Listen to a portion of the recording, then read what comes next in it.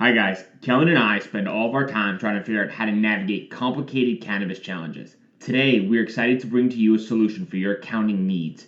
Navigating 280E, keeping clean books, and providing financial and accounting advice is a massive headache for so many businesses. End to End is a team of CPAs with backgrounds from the big public firms that specialize in the cannabis industry. End to End is offering a no-cost consultation if you tell them the dime sent you. That's right, free accounting advice. Go to n2nadvisors.com now to take advantage of this. That's N, the number 2, NADVISORS.com to get free accounting advice now. This is The Dime, a 10-minute dive into the cannabis and hemp industry through trends, insights, predictions, and tangents. What's up, guys? Welcome back to The Dime. This week, we've got a very special guest, Bruce Eckfeldt, strategic business coach, author, and host of two very popular podcasts, Thinking Outside the Bud and Scaling Services. Bruce, thanks for your time. How are you doing today? I'm great, Ryan. Thank you. I appreciate you having me on today. Absolutely. Before we get started, can you give a little background about your experience and how you got into the cannabinoid industry? Yeah. So long story short, so originally actually I was an architect, but I got into software late 90s, worked with a couple of big consulting agency here in New York, and focused mainly on product strategy, product development, user experience design. I got more involved in tech, how to build out these technical products, and then founded a tech company back in 2002. Grew and scaled that, sold it about 6 years ago, and pivoted into coaching, advising and coaching.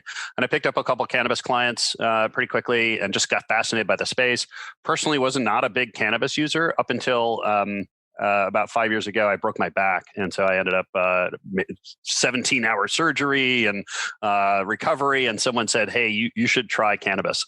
So I started using really as part of my post-surgery recovery. And it was phenomenal, worked really well. I ended up finding myself sleeping really well and all these things. So, became a user at that point, really kind of out of a medical point of view.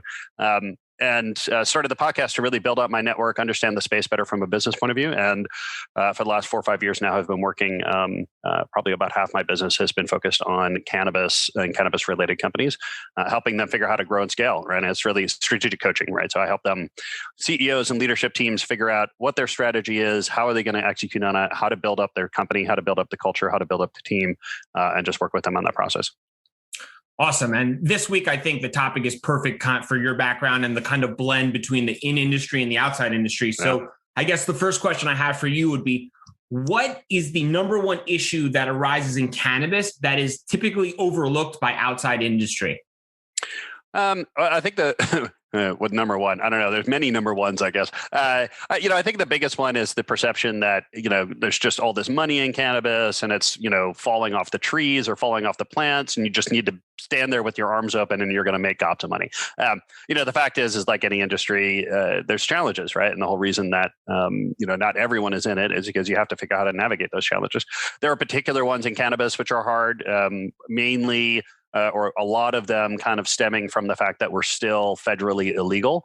And while the states have legalized and it does allow people to operate cannabis companies, it does cause some problems when it comes to normal course of business. And some of them, I think, get very surprising for people, entrepreneurs, founders, CEOs, businesses coming into cannabis that are not familiar with it can kind of get caught flat-footed, or there are things that you wouldn't expect to have to deal with because you certainly don't have to deal with them in other industries. Can you name one of those that? Yeah. I mean, so like I said, a lot of them derive from the legal issue, the fact that we're federal legal. The big one I would say is banking. All the normal financial services, institutions, processes, credit card transactions, loans, banking services, all that kind of stuff that every other industry that is a legal industry has access to. Unfortunately, cannabis does not. And it stems from the fact that it is declared federally illegal. So the banks can't, or in order to do business with cannabis companies, it gets quite complicated because they're technically facilitating illegal activity, which requires all this kind of reporting issues. And it either means that services are very expensive or it means that banks just won't touch it. There's actually a couple of cases recently that founder of Ease, one of the payment services, just pled guilty to bank fraud and financial fraud, and because they were skirting around the issues. And in the end, while it was it was legal for the states, it's not legal federally, and so it causes a lot of problems there. So bank accounts are an issue, credit card processing is an issue, all these things which, like I said, normally most companies, most industries just take for granted. They're just kind of fundamental services, are not that way in cannabis. It's changing, and hopefully there's some legislation that might get passed. There's a Safe Banking Act that will change some of that stuff for cannabis, but it's still a huge issue. So banking is certainly a big one. The other one that's somewhat related is from a tax point of view. Again, because we're federally legal, the tax code does not allow you, the IRS tax code does not allow you to deduct business expenses for illegal activity, illegal businesses. It all stems from a 1981 case from a drug dealer successfully sued the IRS to be able to deduct his business expenses for his illegal drug business. And they immediately changed the tax law, 280E section of the tax code that rectified that. But the problem is for cannabis businesses, your taxation situation is quite ugly. You end up getting taxed at a very, very high level because you cannot deduct normal business operating expenses. There's some ways around it. There's some things you can do with pushing things back to cost of goods sold. You can minimize it, but the fact is still either you're paying lots of taxes or you're paying a lot of money to avoid paying lots of taxes. So it is a non-trivial, significant problem for most cannabis companies. Yeah, and I think you did a really good job of kind of breaking those down. Those are two of the most popular ones where people who are approaching us about interest in entering the space, and we present them with some of these obstacles, they're like, what are you talking about? Why would that be that way? And that's some of the obstacles and the challenges that the operators in the space are currently facing. Kellan, are those two the two main popular ones that you've experienced? Yeah, I mean, I have personal experience with both of those issues, and it actually caused me to motivated me to switch kind of my career path is from operating a facility in the cannabis space to kind of providing more ancillary services to it, if you will. It just became really, really frustrating when, as a scientist, if I'm trying to do an R&D project, instead of being like, hey, what's our budget? Can I go do this? How do I purchase it? All of those things just created more obstacles, and it just never was as cut and dry as like, hey, call up Thermo, order these chemicals, and then you can do this. It's Thermo doesn't take cash. Then the banking thing is challenging. Any last bit of money you can put into the bank is used to keep the lights on in terms of paying you utilities and all these other normal business expenses, right? And so it became a headache. And not only that, I mean, 280E was huge. Unfortunately, for one of the companies I worked for, they weren't aware of 280E. And then all of a sudden their accountant was like, so it's been a year and now here's your tax bill. And it's a very, very large 10-digit number. And so it was crippling to the company. I mean, they're still around, right? But it just became way more frustrating to try to operate in the space to achieve normal goals that you would in any other business, that it just wasn't possible in the cannabis space. And so I'm really looking forward to those changes, because I think it'll be an accelerator event for a lot of the R&D projects that have been kind of in the back of a lot of these people's minds. At least that's my opinion on it, but it definitely affected me negatively. I'm sure.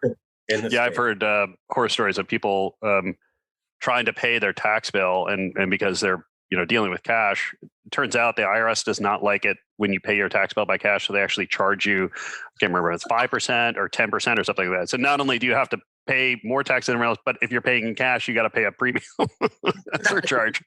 It's a cannabis tax on a cannabis tax. Yeah, exactly. And it's just full of these cases. No, I mean, the fact is that everyone has to deal with this, right? So it's, if you can figure out how to be a successful cannabis company or it's so somewhat of a level playing field, and everyone has to figure out how to deal with these challenges. And if you can figure out how to deal with them well, that's an advantage, right? It can be a strategic tool.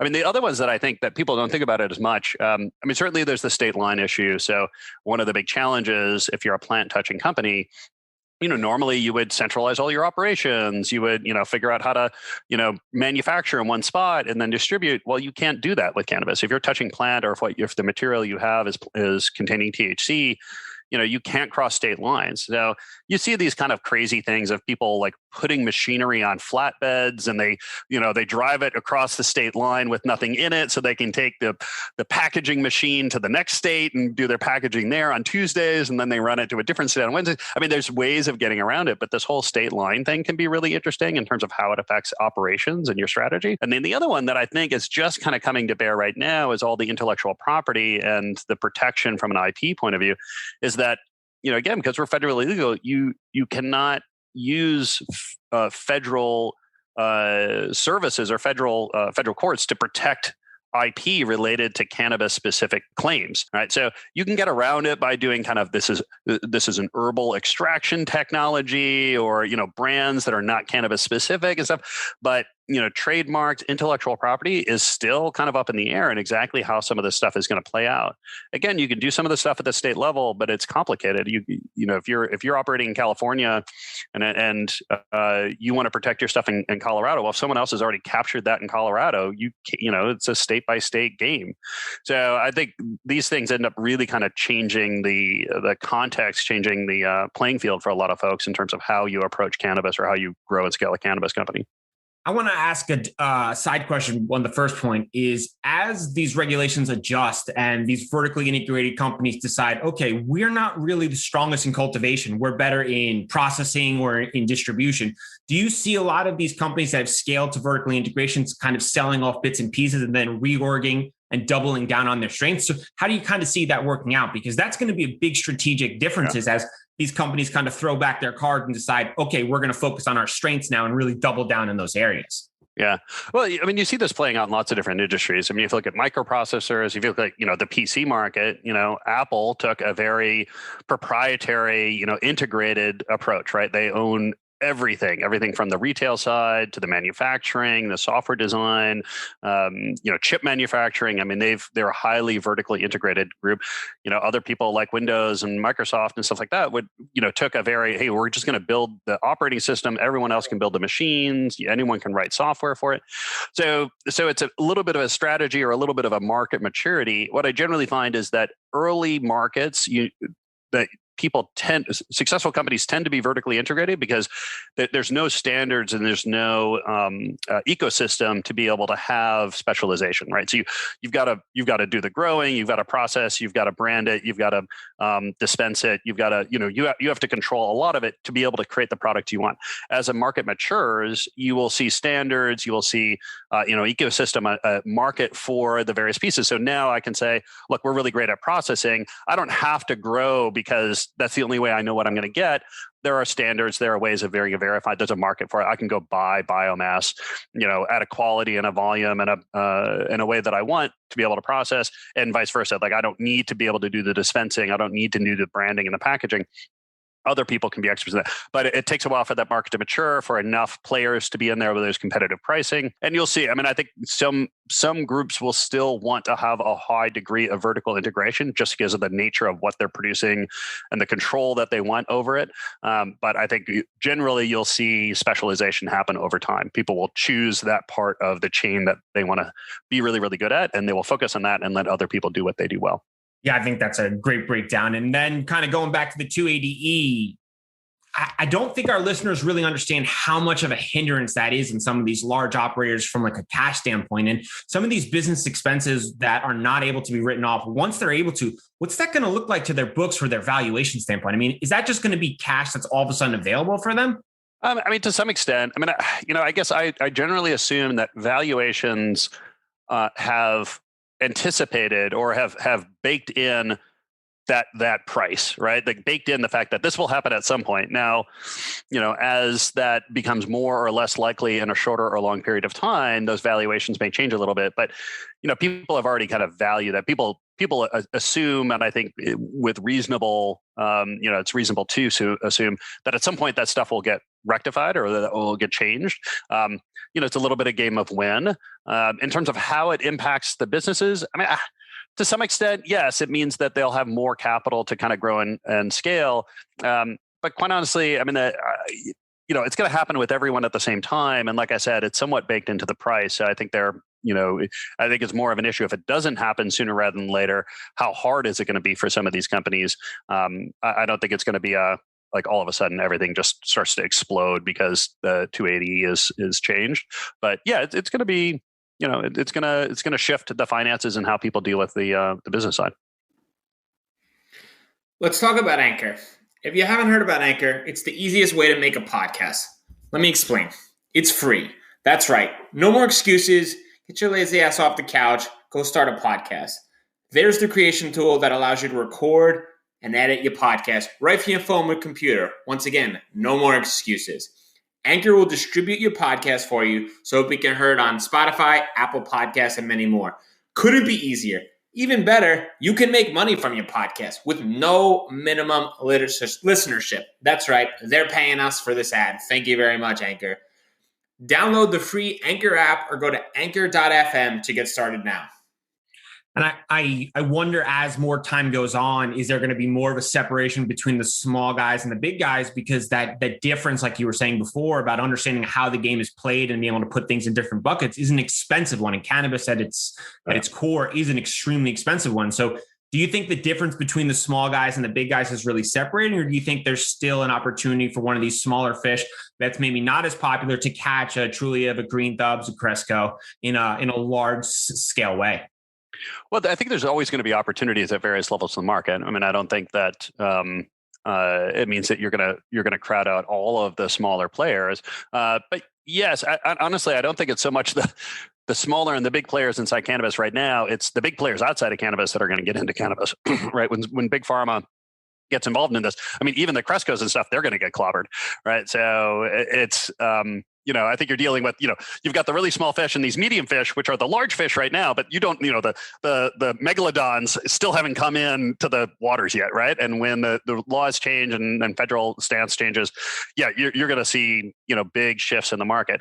That said, it's going to be a dynamic growing market. There's still going to be lots of opportunities. I'm a big believer in, if you can find a niche strategy, you can create a very nice business out of it. But yeah, if your goal is to take over the world, you're going to have to battle some pretty big players, both that are in the market right now, but a lot of players that are just not even in the water. Yeah, the game's going to change pretty big when Johnson & Johnson's enters the competition and people are like, whoa, who are these guys? When did they get in? It's like, well, we just bought everybody. So now we are the kings in town now. Yeah. And that's what they're going to do. Right. Yeah, it's very clear. And honestly, that's a lot of the strategy work that I do, is kind of figuring out how to position these companies so that they're either, we have a niche enough play so that we can have a protected or, a position that we can protect reasonably well, or we just are super attractive as a acquisition target. Right. So it's gonna be a lot easier for these companies to roll up and buy some of these groups than it is to build their own. So, hey, why not just be a really attractive piece of bait? Kellan, do you have any favorite outside targets that you think will come in, and any sort of egregious predictions in that regard? I mean, Johnson & Johnson, I think they've kind of like dipped their toe in through some back alleyways already. I think Big Pharma, though. I mean, Altria, the Big Tobacco and Big Pharma are kind of the two that stand out in my mind. I could see maybe Cargill, right? I know that they're private, but Cargill is huge, right? Cargill is huge. And based on the fact that the hemp industry is moving closer to commoditization, and Cargill runs agricultural commodities, right? Pretty much. Cannabis, I think, will become a commodity. And I could see Cargill just kind of continuing to own the agricultural commodity space by making a bunch of really large acquisitions of the strongest cultivators in the space. And at the end of the day, if you look at the supply chain of cannabis and any other product that's generated in that space, it's all based on the plant and the agricultural product of the flower. And so by controlling the flower, I think that they'll be inherently have the ability to manipulate everything downstream from that perspective. So I could see like a Cargill coming in and dropping $50 billion to acquire some of the larger players in the space to just now own it. You know what I mean? Yep. Bruce, do you have a prediction? Yeah. I mean, look, I think the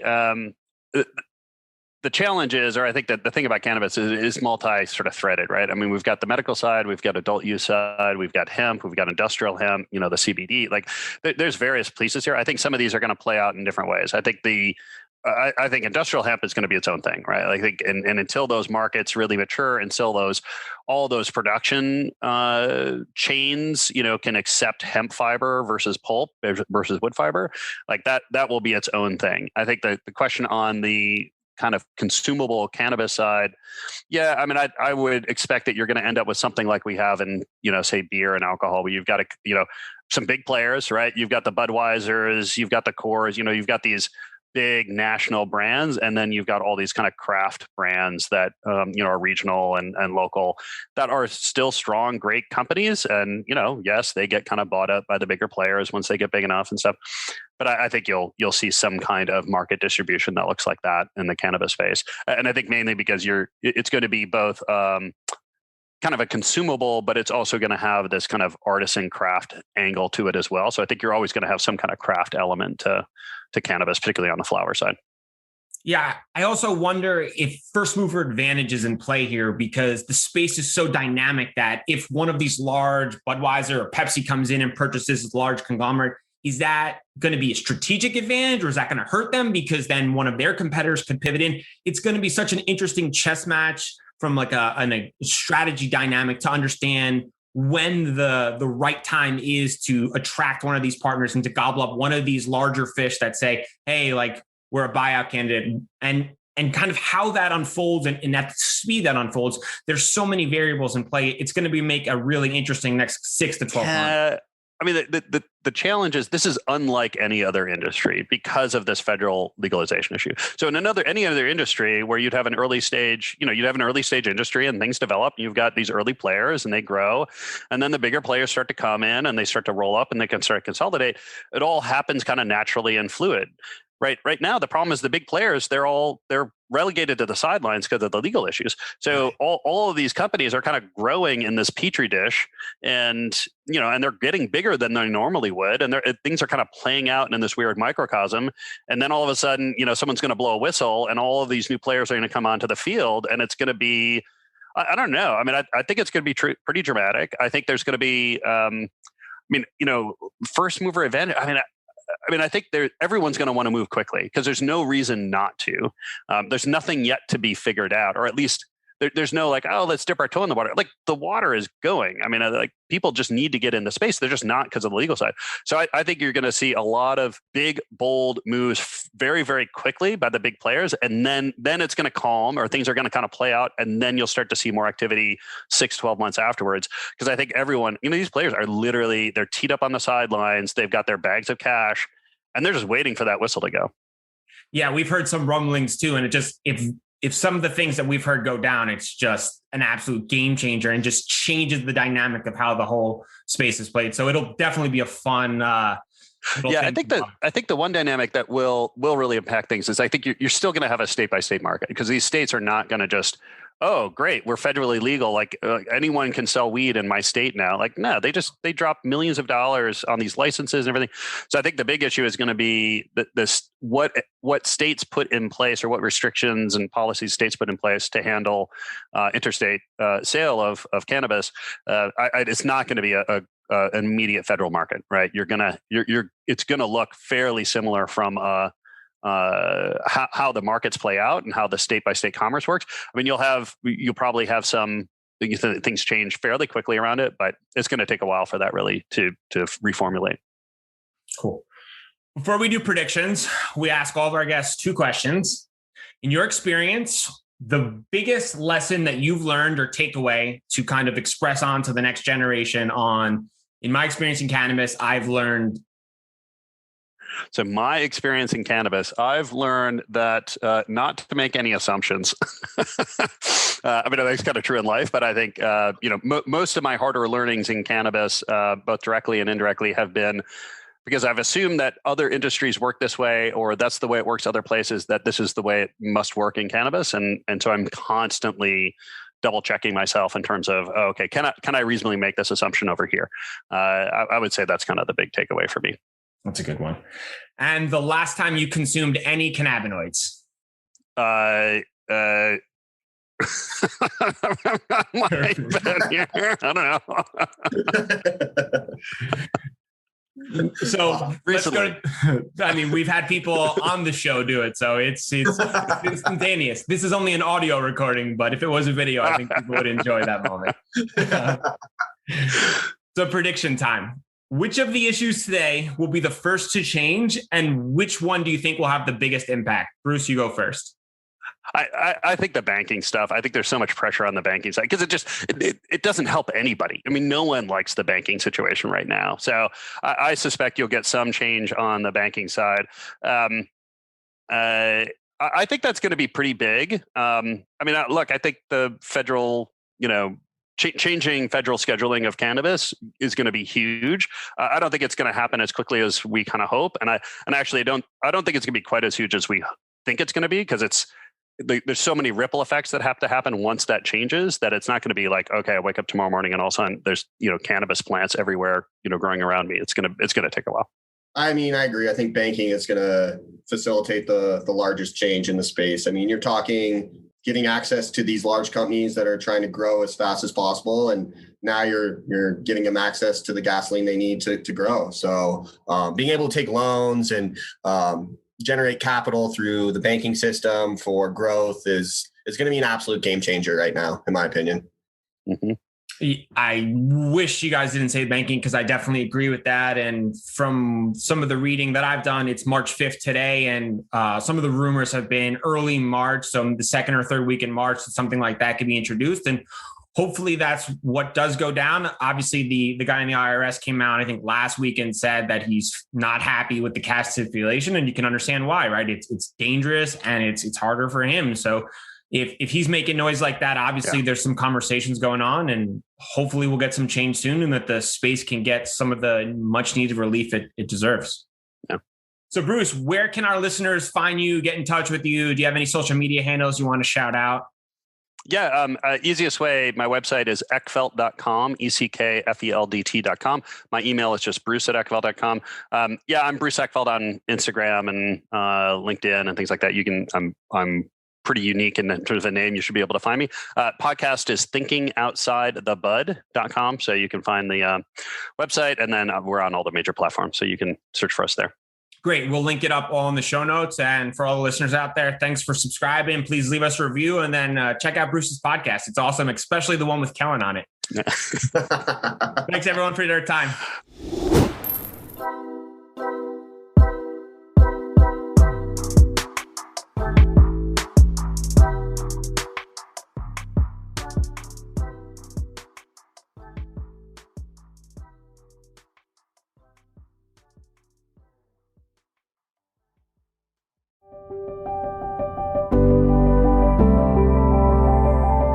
Hi, it's Justin Benton, host of the Miracle Plant Podcast, where we discuss this miracle plant that goes by so many names and how it's helping people in so many extraordinary ways. So if you love this plant and you want to hear a story that tugs on those heartstrings and learn more about this plant, then head on over to the Miracle Plant Podcast. You'll be glad you did.